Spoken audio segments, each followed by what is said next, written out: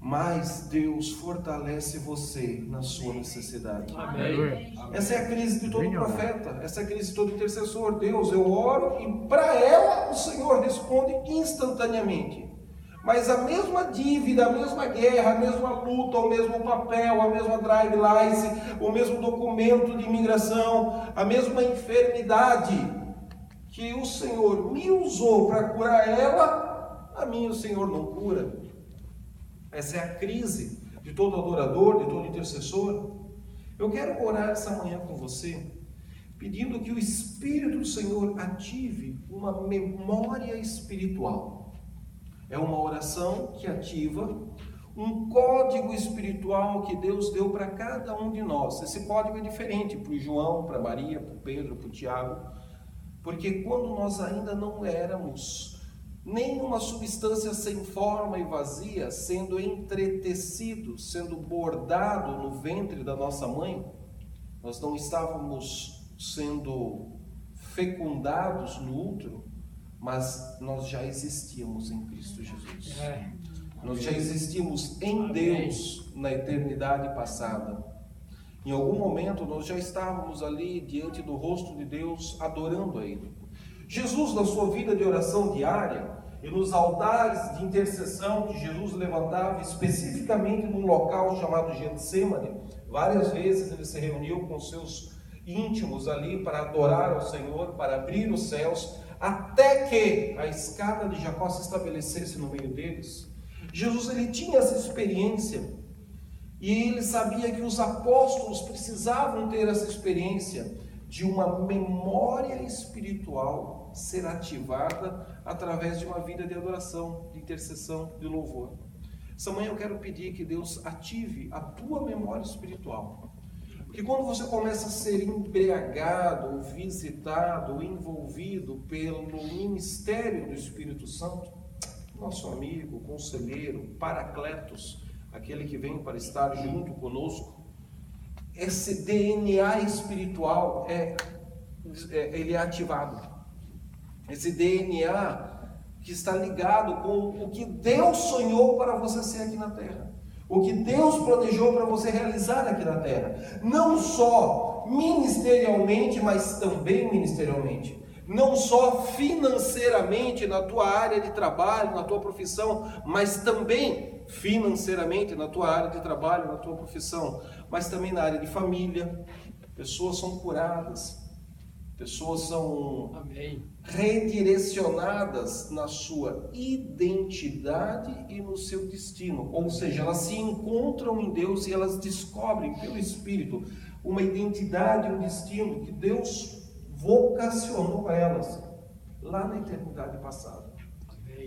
Em João capítulo 14, Jesus tem essa teologia de uma memória espiritual dentro do espírito dele. Jesus está tentando ativar essa memória espiritual nos apóstolos, nos discípulos, nos mais íntimos. Versículo 1 do capítulo 14 do livro de João diz: não se turbe o vosso coração, credes em Deus, crede também em mim. Você conhece o conceito da palavra shalom?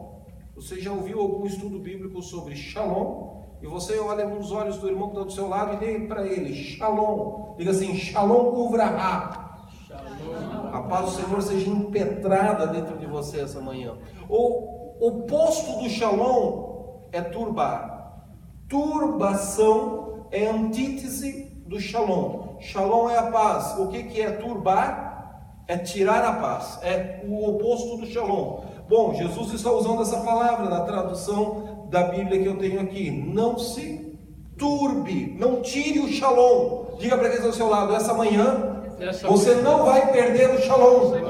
E se você entrou aqui com o coração turbado, o shalom de Deus vai reverter esse quadro. Amém. Vai quebrar esse estado psicológico, emocional, espiritual de turbação.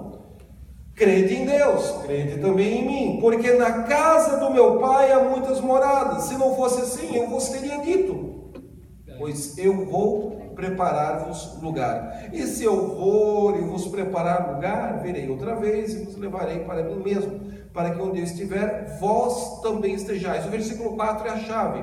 Mesmo vós, Jesus falando para os apóstolos, já sabeis para onde eu vou, e vós já conheceis o caminho. Bom,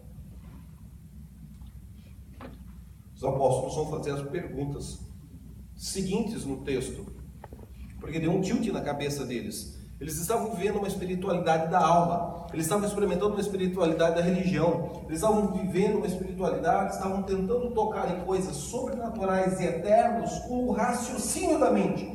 Jesus está dizendo para eles: esquece, cara. Existe um lugar e uma experiência sobrenatural que você não toca com a psique, você só toca com o pneuma.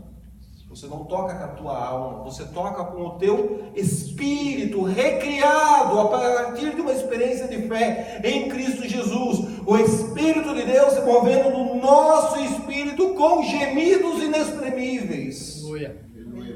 Eles estão tentando entender esse mistério com a força da religião, com a força da alma, com a força da psique. Jesus disse: escuta aqui, cambada.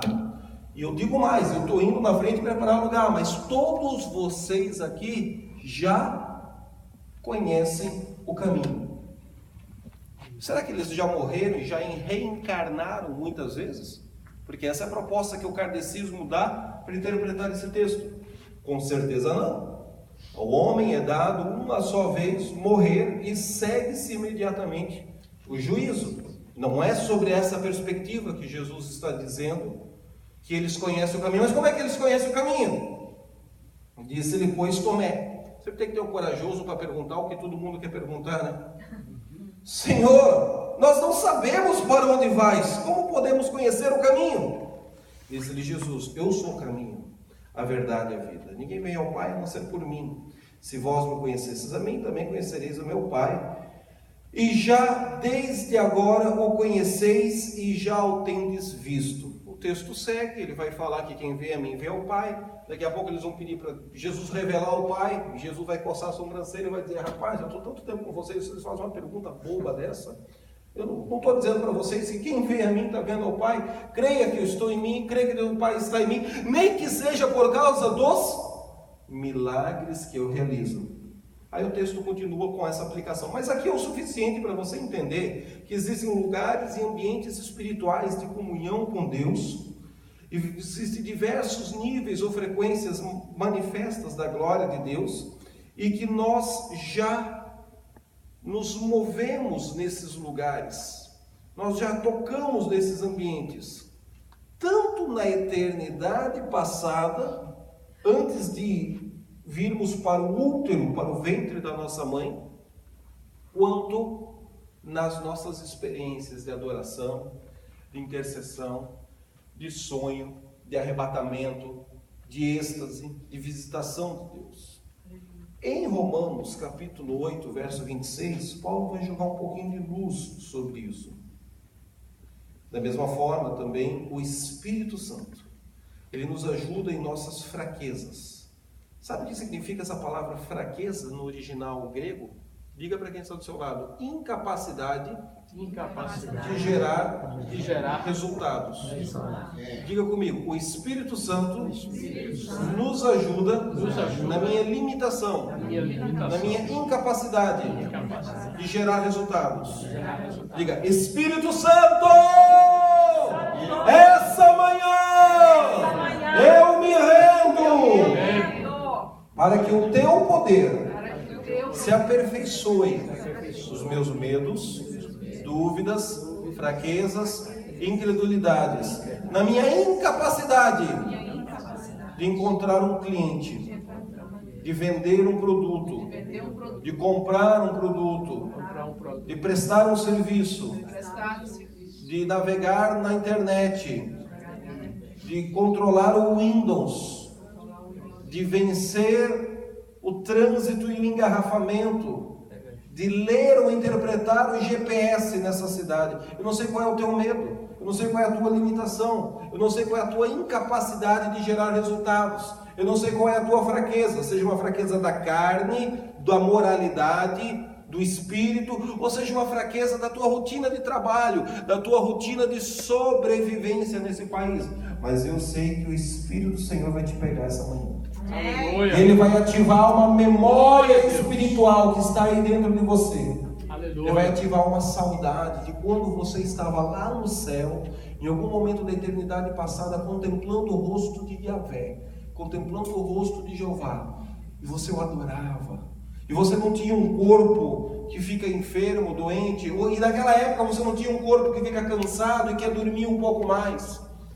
Mas hoje nós estamos limitados a essa estrutura temporária. Mas você vai sentir e descobrir que esse caminho que Jesus está falando aos apóstolos, que eles já conhecem, eles só precisam ser relembrados, a memória espiritual deles precisa ser ativada.